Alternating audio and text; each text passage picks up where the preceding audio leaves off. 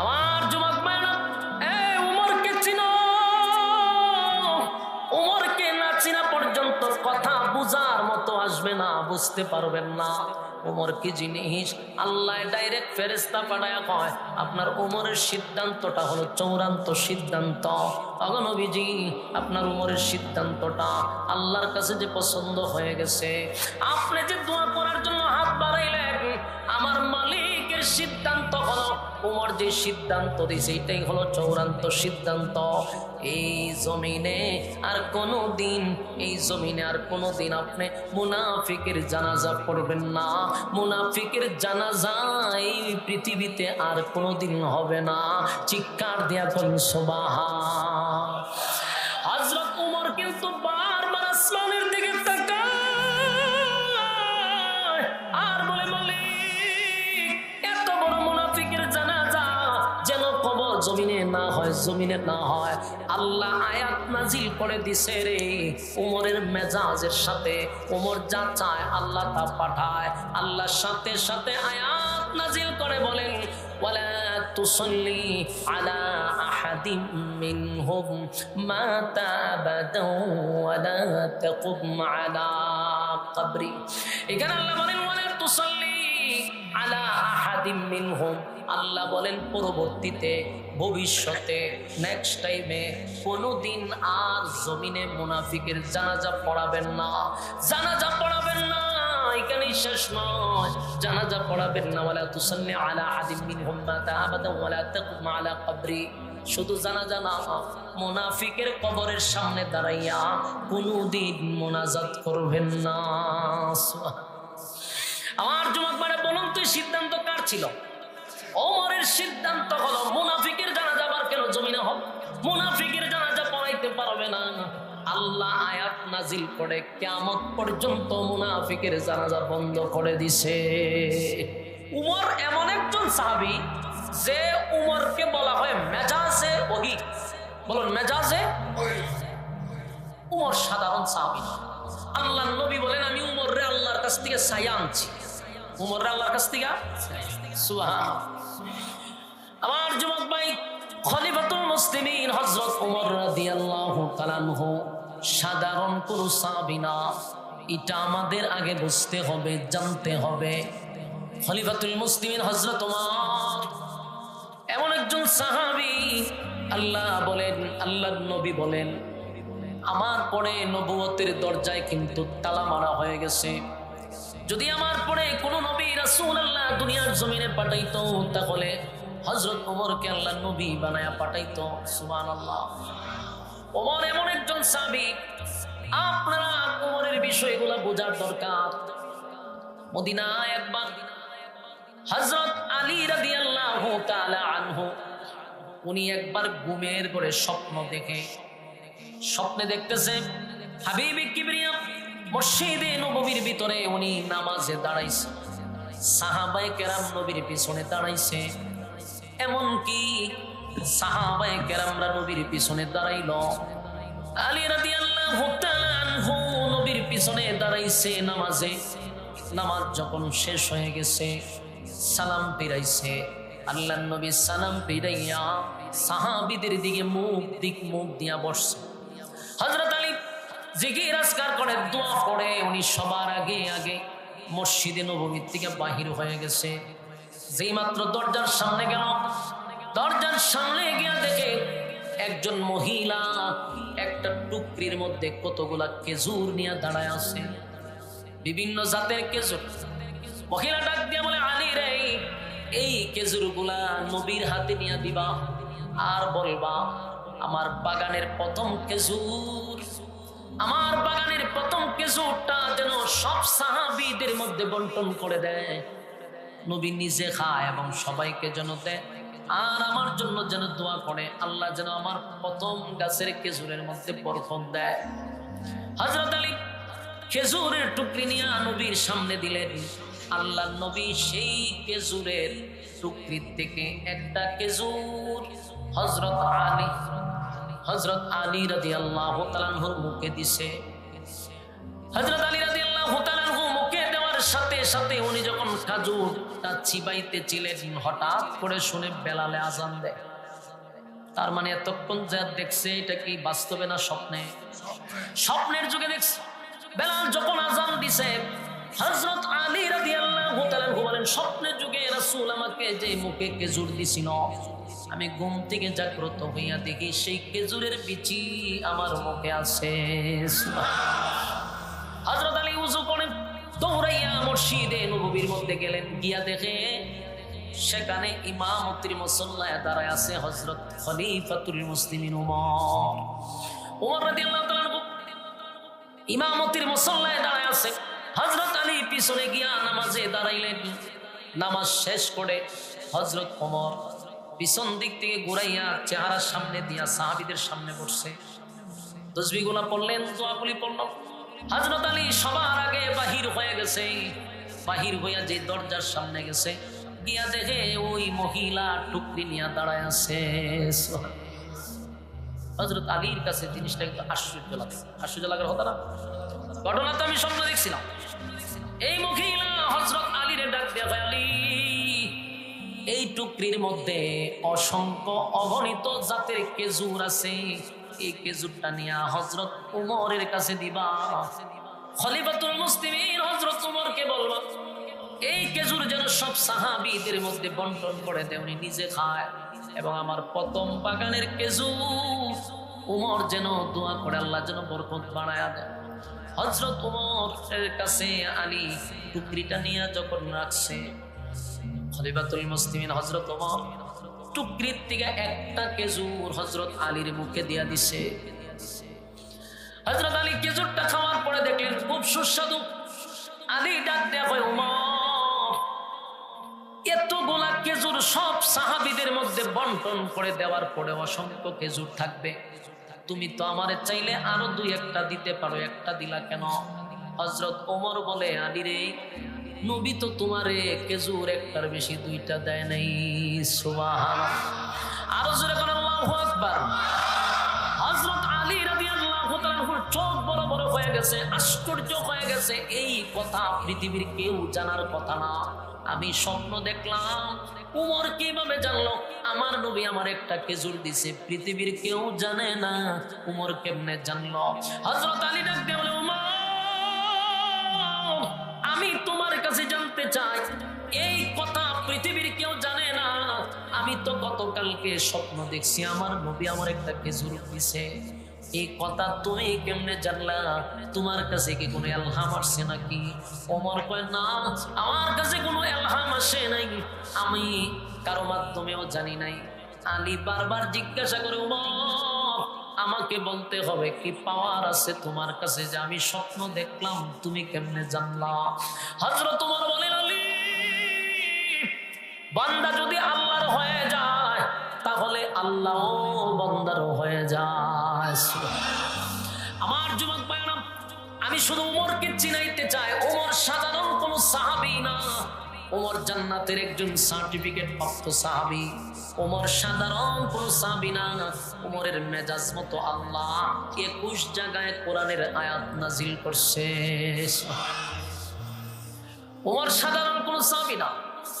আমি আরো কয়েকটা ঘটনা বলি, তাহলে বুঝতে পারবেন ওমর কারে হয়। ওমর যেই রাস্তা দিয়ে হাঁটতো, সেই রাস্তা দিয়ে ভুলেও কোনো শয়তান প্রবেশ করতো না। শয়তান ভুলেও রাস্তা দিয়ে যেত, কারণ আমরা জানি মানুষের সঙ্গে কি থাকে, শয়তানটা। এই যে আপনারা এখানে বসছেন, আমি সহ আমাদের সকলের সাথে একটা করে কি আছে, শয়তান আছে। এই শয়তান যে থাকে আমাদের সাথে, এটা সবার সাথে থাকে। এখন যে মজলিসে বসছেন, আল্লাহ রাসূল বলেন, নাযালাত আলাইহিমুস সাকিনা, যখন তোমরা দ্বীনি মজলিসে বসবা তখন উপর থেকে সাকিনা রহমত নাযিল হয়। এখানে শয়তান বসতে পারে না। তাহলে এতগুলো মানুষ যেখানে বসছে, এদের কাঁধে কি নাই? শয়তান নাই। শয়তান নাই এখানে। তাহলে এই শয়তানগুলো গেল কোথায়? এরা যায়ও নাই, আপনাকে ছেড়ে যাবে না, মৃত্যু পর্যন্ত আপনার সাথে থাকবে। তাহলে এখন কোথায়? বলে এখন এখানে নাই, এটার এরিয়ার বাহিরে আছে, প্যান্ডেলের বাহিরে আছে, স্টেজের পিছনে আছে, ওই দিকে আছে, কারণ এরা যাইতে পারবে। তো যখন দেখবেন প্যান্ডেলের বাহিরে অনর্থক কেউ যায়, তখন আগের থেকেই তো হের উপরে একটা শয়তান করে আসে। আর আর এখন যে এতগুলো শয়তান এদিকে এরা উপরে বড় করে, তখন দেখবেন এরা স্বাভাবিক থাকে না, এরা হয়ে যায় অস্বাভাবিক। কথা বুঝতেছেন নি? অস্বাভাবিক যদি না হয়, এমন একটা মাহফিল বছরে কি 2-3 বার হয়? বছরে একবার। বছরে একবার একটা মাহফিল হয়, এখানে বসতে পারছেন আপনি, বুঝেন না কি পরিমাণ ভর করছে? মিনিমাম 50টার উপরে, তার উপরে ভর করছে, নাহলে এখানে বসতে পারে না কেন? এখানে বসতে পারে না মানেই হলো তার সাথে শয়তান অনেকটা না, কয়েকশো, তারা বসতে দেয় না। এই জন্য যারা পয়সা গেছেন বাচ্চা গেছেন, যারা বসতে পারেন না বুঝবেন ভর করে লাগছে সেগুলো। ঠিক না? ঠিক। শয়তান যেখানে নাই তার আরেকটা বাস্তব প্রমাণ। আমরা মানুষ যেমনই হয়েছেন, ঠিক এতটুক মানুষ হই, যদি এটা দিনী মজলিস না হইতো, রাজনৈতিক মঞ্চ হইতো, তবে কোনো নেতা আসতো, এখানে পকের জ্বালা আপনারা বসতে পারতেন না। এতটুক মানুষকে নিয়ন্ত্রণ করতে কয়েকজন পুলিশ আনতে হইতো। চেয়ার ভেঙে গেছে, বিড়ি খাইতেছে, টানতেছে, কি করতেছে কিনা কেমন অন্ধকার লাগাই দেয়। কেন? ওগুলোর মধ্যে শয়তান থাকে তো। আর এখানে শয়তান না থাকার কারণে এতগুলো মানুষ এক জায়গায় বসে রয়েছে, কেউ কারোর সাথে কথাও বলে না, বিড়িও টানে না। কারণ বহু লোক আছে এখানে যারা এটা টানে, কিন্তু এখানে জিন্দিগিতে একটা টান দিবে না। তারা নিষেধও করা হয়েছে না। কেন দেয় না? কারণ বর্তমানে তার শরীরে শয়তান নাই। ঠিক না? ঠিক। আবার প্যান্ডেল থেকে বাইরে দেখবেন বাড়িতে বাড়িতে টান দিতে দিতে বাড়িতে যাবো, ওই সাথেরটা আবার খান দায়া বইছে। তো সম্মানিত শুধু এটা একটা বাস্তব প্রমাণ। দেখেন এখানে বসে কিন্তু কেউ বিশৃঙ্খলা করে না, কারণ তার খাদে এখন শয়তান নাই। আর যারা বিশৃঙ্খলা করবো বুঝবেন বর করে নিছে। ঠিক না? ঠিক। সাবধান, মনোযোগ দিয়ে শুনেন। শয়তান মানুষের সাথে তাকে, এটা স্বাভাবিক।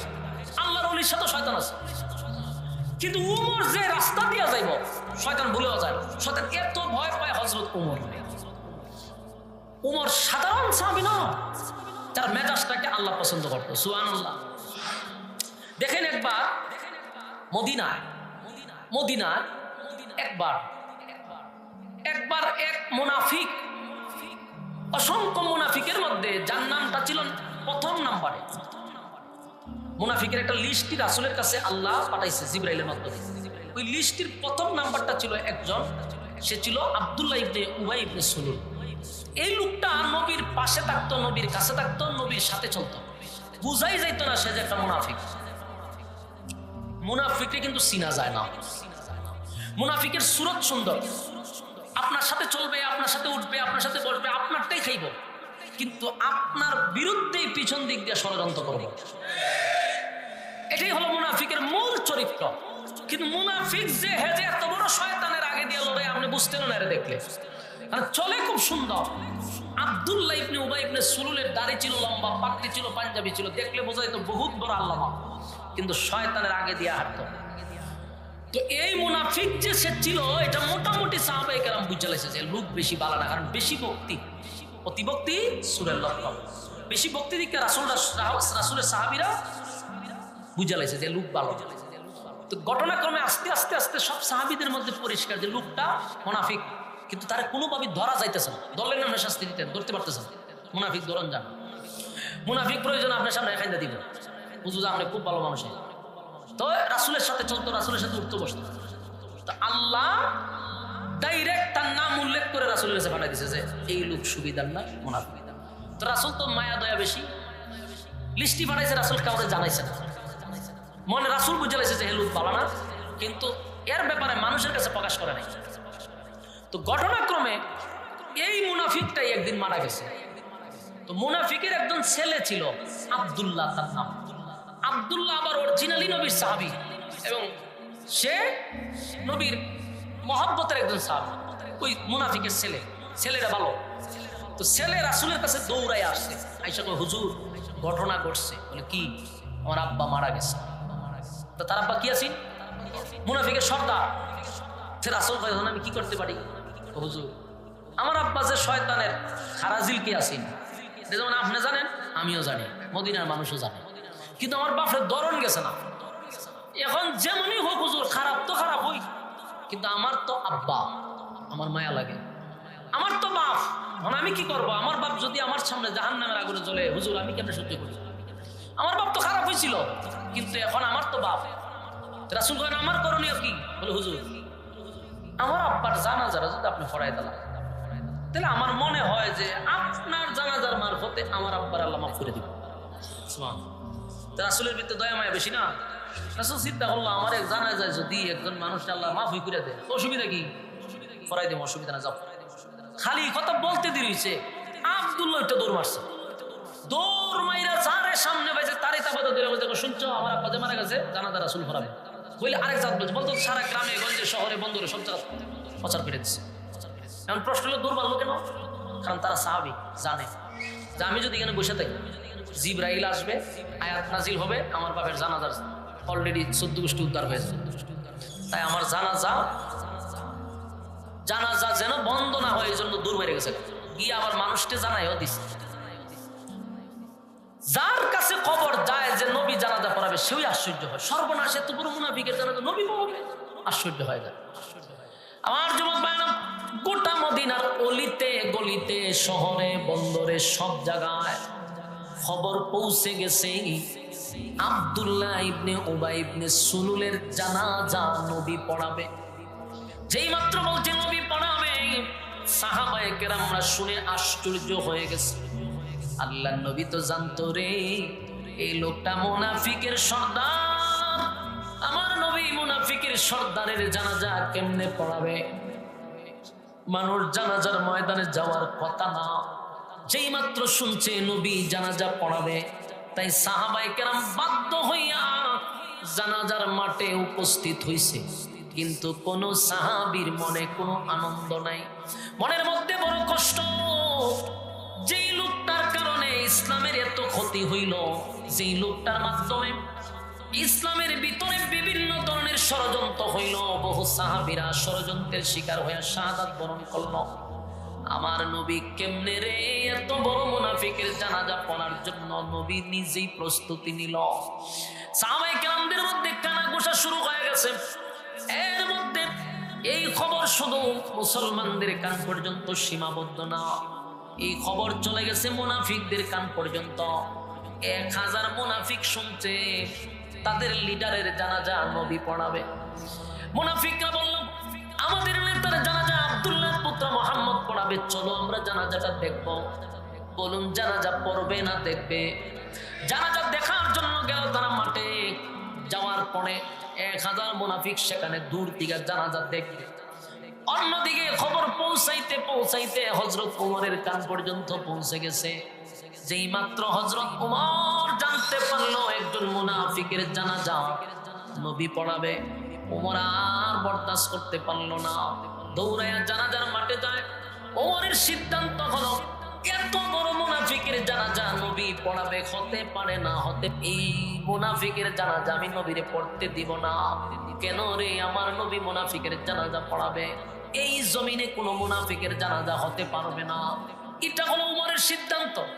কিন্তু জানাজার মাঠে যাওয়ার পরে ওমর চিন্তায় পড়ে গেছে, আমি যদি গিয়া নবীরে বলি হুজুর আপনি জানাজা পড়াইতে পারবেন না, তাহলে আমি উমরের পক্ষ থেকে এটা আদেশ হয়ে যায়।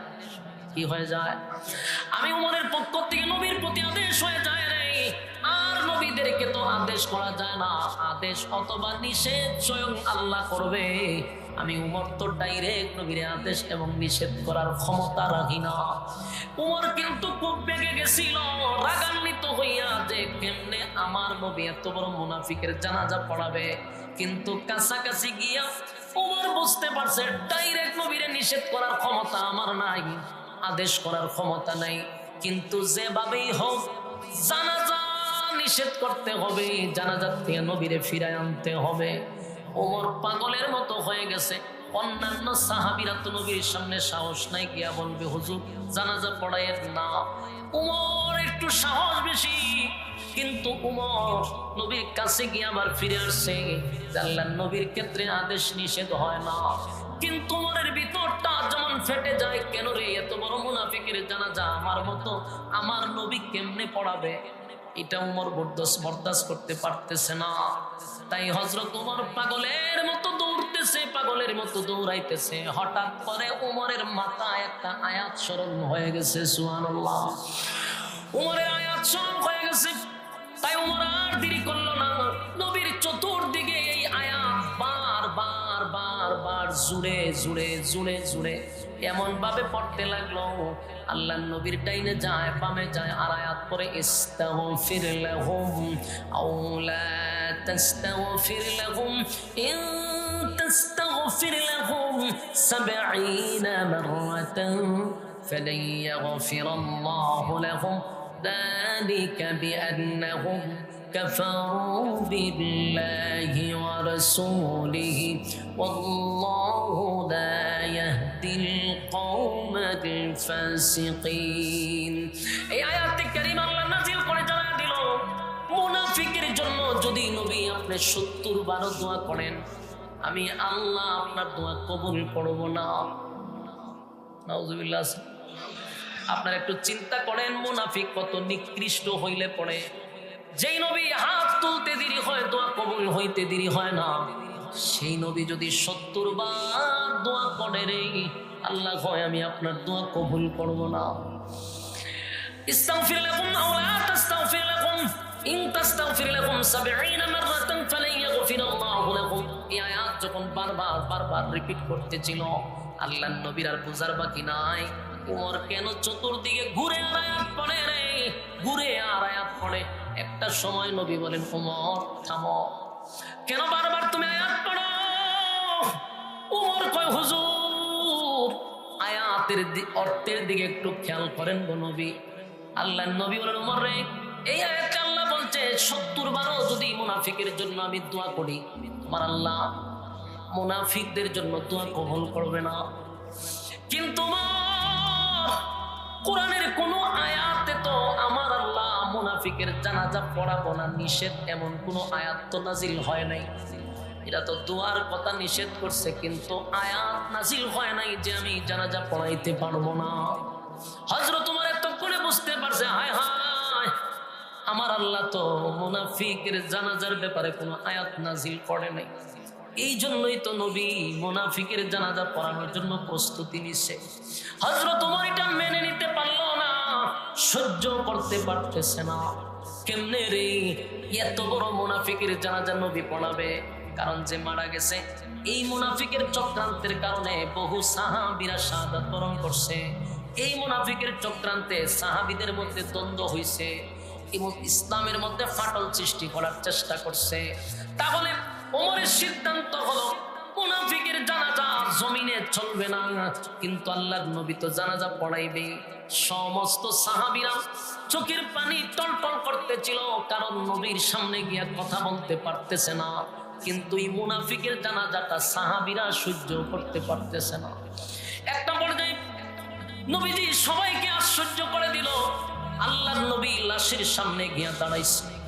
দাঁড়াইয়া নবীজি প্রথম নবীর মুখ থেকে একটু তুতু মুনাফিকের মুখে লাগাইছে।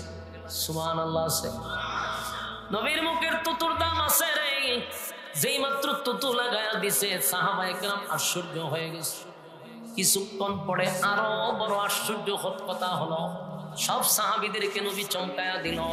আল্লাহর নবী লাশের সামনে গিয়া নবীর শরীরের জুব্বাটা খুলছে, কইলা মুনাফিকের শরীরে কাপন স্বরূপ এটা পড়ায়া দিছে। জুরে গুন সুবহান। বলুন তো দেখি এখন বন্ধ আছে এমন ভাবে কইতাছে যে এরা খুব চিন্তা আছে।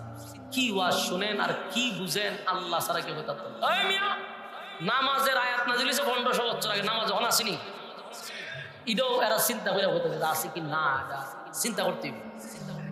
নামাজের আয়াত আছে এটা আপনারা এইভাবে জোর করে কয় তৈল কেন? এখন চিন্তা করে আপনারা কতটুকু মনোযোগ দিয়ে শুনেন। কোরআনের আয়াত নাজিল হয় তার বিশেষ কোনো কারণে, কিন্তু হুকুম থাকবে কিয়ামত পর্যন্ত। কিয়ামত পর্যন্ত হুকুম থাকবে। যেই আয়াত নাজিল হইছে আয়াত কি এখন হুকুম বাদ, হুকুম চলবে কিয়ামত পর্যন্ত। আল্লাহ হয় মুনাফিকের জানাজা পড়াবেন না, মুনাফিকের কবরের সামনে দাঁড়াবেন না, মুনাজাতে শরীক হবেন না। কার সিদ্ধান্ত? আল্লাহর সিদ্ধান্ত। এখন কিয়ামত পর্যন্ত এই আয়াতের হুকুম থাকবে তো আরো জুড়ে। এখানে যদি আসতে কোনো ইমান যাওয়ার সম্ভাবনা আছে, কারণ আল্লাহর আয়াত কিয়ামত পর্যন্ত এই হুকুম জারি থাকবে। তাহলে এটা মানা, কোরআনের আইন মানা, এটা তো মুমিন। যদি কোরআনের আইন না মানি, কোরআনের আয়াত বিশ্বাস না করি, কেউ কি নিজেকে ইমানদার দাবি করতে পারবে? কোন অ্যাঙ্গেলে ইমানদার দাবি করতে পারবে? কোরআনের একটা আয়াত নয়, একটা অক্ষর নয়, একটা জের জবর যদি আপনি অস্বীকার করেন, আপনি বেঈমান। বেশি লাগবে না, একটা জের জবর অস্বীকার করলে আপনি বেঈমান। তাহলে সেখানে এত বড় আয়াত, আল্লাহ কয় ওয়ালা তুসাল্লি, ভবিষ্যতে নেক্সট টাইমে পরবর্তীতে কিয়ামত পর্যন্ত কোন মুনাফিকের জানাজা হবে না। এখন এই আয়াত যদি আপনি মানেন, মুসলমান হিসাবে হুকুম আপনার উপরে, কিয়ামত পর্যন্ত, আমরা মৃত্যু পর্যন্ত কোনোদিন বেঁচে থাকি যদি, কোন মুনাফিকের জানাজায় অংশগ্রহণ করব না।